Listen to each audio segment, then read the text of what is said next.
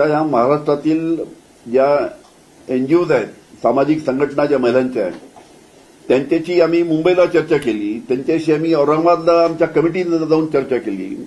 आमची कमिटी संपूर्ण नागपूरला गेली. तिथे त्या सर्व महिला संघटनेशी चर्चा केली. त्यांच्याकडनं सूचना घेतल्या.